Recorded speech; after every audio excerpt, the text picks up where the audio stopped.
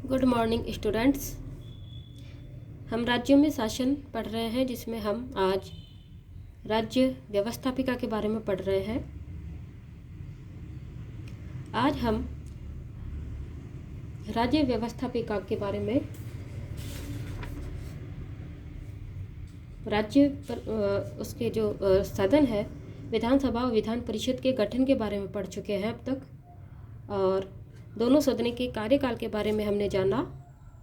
साथ ही हमने राज्य विधानमंडल की जिसमें विधानसभा विधान परिषद दोनों शामिल है, उसमें सदस्यों की योग्यताएं, जिसे अर्हताएं कहा गया, उसके बारे में जाना, और निरर्हताएं, अयोग्यताएं के बारे में जाना है। आज हम राज्य विधानमंडल के शपथ या प्रतिज्ञान के बारे में पढ़ेंगे। राज्य विधानमंडल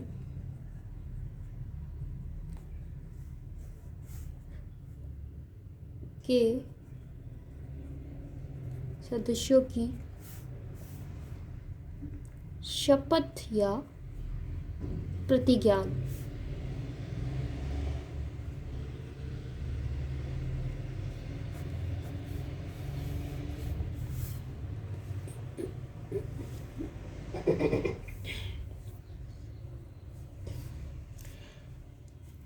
विधानमंडल के प्रत्येक सदन का प्रत्येक सदस्य सदन में सीट ग्रहण करने से पहले राज्यपाल या उसके द्वारा इस कार्य के लिए नियुक्त व्यक्ति के समक्ष शपथ या प्रतिज्ञान लेता है।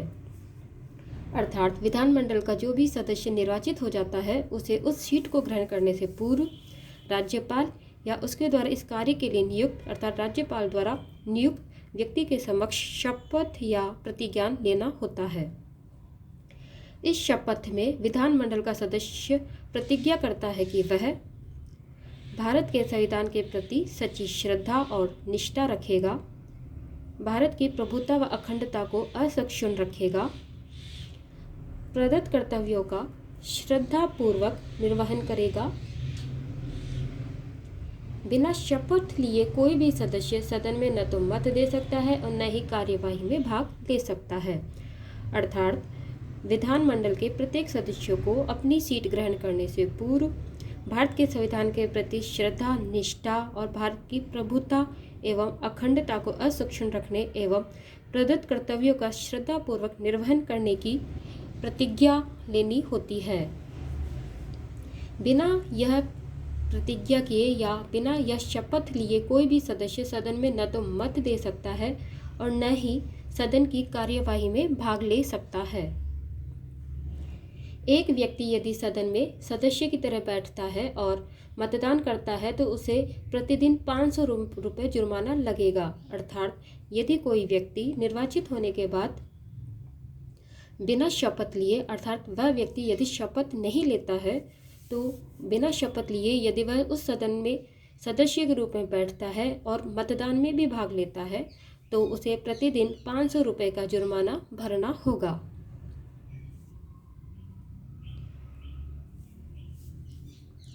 तथा इसके अलावा अन्य भी कारण है, जब वह व्यक्ति सदन में बैठता है या मतदान करता है तब उस पर प्रतिदिन 500 रुपये का जुर्माना इन परिस्थितियों में भी लगता है, जैसे कि यदि वह शपथ या प्रतिज्ञा लेने से पहले या जब वह ये जानता हो कि वह अर्हक नहीं है, योग्य नहीं है या इसकी सदस्यता के लिए निरर्थ है अर्थात इसकी योग्यता के लिए अयोग्य है, इसकी सदस्यता के लिए अयोग्य है। जब वह संसद या विधानमंडल द्वारा निर्मित विधि के तहत सदन में बैठने या मत देने से प्रतिबंधित हो। अर्थात किसी व्यक्ति पर 500 रुपये का जुर्माना तब भी लगता है जब वह शपथ या प्रतिज्ञा से पहले ही अपनी सीट ग्रहण करता है और उसमें मत देता है और इसके अलावा वह जानता है कि वह इसके योग्य नहीं है या वह इसकी सदस्यता के लिए अयोग्य है, तब भी उस पर 500 रुपये का जुर्माना लगाया जाता है। और इस परिस्थिति में भी उस पर 500 रुपये का जुर्माना लगता है जब वह संसद या विधानमंडल द्वारा निर्मित विधि के तहत सदन में बैठने या मत देने के लिए प्रतिबंधित हो। विधानमंडल के सदस्यों को समय समय पर संसद द्वारा निर्धारित वेतन एवं भत्ते मिलते हैं। अर्थात विधानमंडल के सदस्यों के वेतन भत्तों का निर्धारण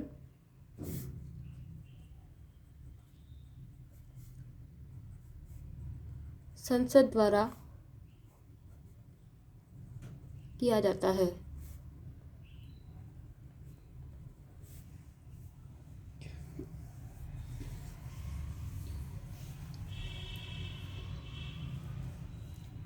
स्थानों का रिक्त होना। अब हम पढ़ेंगे, यदि किसी परिस्थितिवश विधानमंडल के स्थान रिक्त रह जाते हैं। स्थानों का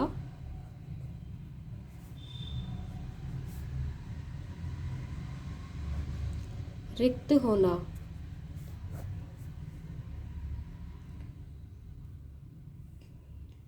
कुछ ऐसी परिस्थितियां हैं जिसमें कोई भी सदस्य विधानमंडल का सदस्यता छोड़ सकता है या विधानमंडल का पद छोड़ सकता है। वो परिस्थितियां इस प्रकार हैं कि जिसमें पहली आती है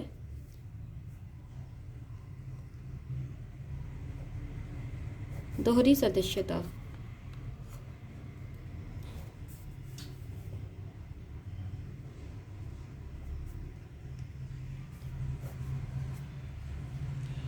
एक व्यक्ति एक समय में विधानमंडल के दोनों सदनों का सदस्य नहीं हो सकता। यदि कोई व्यक्ति दोनों सदनों के लिए निर्वाचित होता है तो राज्य विधानमंडल द्वारा निर्मित विधि के उपबंधों के तहत एक सदन से उसकी सीट रिक्त हो जाएगी। अर्थात एक व्यक्ति एक समय में दोनों सदनों का सदस्य नहीं होगा, अर्थात वह विधानसभा और विधानमंडल दोनों का सदस्य नहीं हो सकता। यदि कोई व्यक्ति दोनों सदनों के लिए निर्वाचित हो जाता है तो उसे विधानमंडल द्वारा निर्मित विधि के उपबंधों के तहत किसी एक सदन की सीट रिक्त करनी होगी और किसी एक सदन का ही वह सदस्य बना रह सकता है। दूसरा आता है निर्हरता, अयोग्यता जिसे कहते हैं। राज्य विधानमंडल का कोई सदस्य यदि निर्हर पाया जाता है तो उसका पद रिक्त हो जाएगा। अर्थात राज्य विधानमंडल का कोई सदस्य यदि अयोग्य पाया जाता है तो उसका पद रिक्त माना जाता है।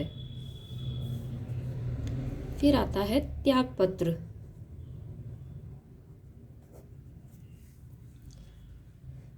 कोई सदस्य अपना लिखित इस्तीफा विधान परिषद के मामले में सभापति और विधानसभा के मामले में अध्यक्ष को देता है तो त्यागपत्र स्वीकार होने पर उसका पद रिक्त हो जाएगा। अर्थात अपना लिखित इस्तीफा किसी सदस्य द्वारा दिए जाने पर यदि वह विधानसभा का सदस्य है तो अध्यक्ष विधानसभा के अध्यक्ष को, और यदि वह विधान परिषद का सदस्य है तो विधान परिषद के सभापति को अपना लिखित इस्तीफा देता है। और यदि वह इस्तीफा अर्थात वह त्यागपत्र स्वीकार कर लिया जाता है तब वह पद रिक्त हो जाएगा। अनुपस्थिति।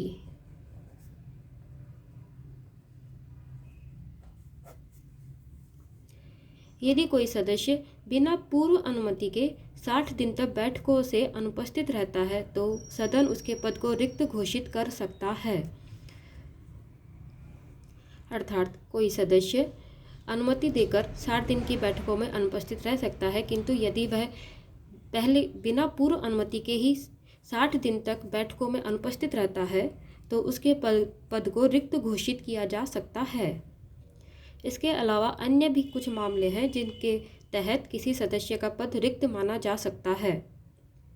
ये है यदि न्यायालय द्वारा उसके निर्वाचन को अमान्य ठहरा दिया जाता है, या यदि उसे सदन से निष्कासित कर दिया जाता है,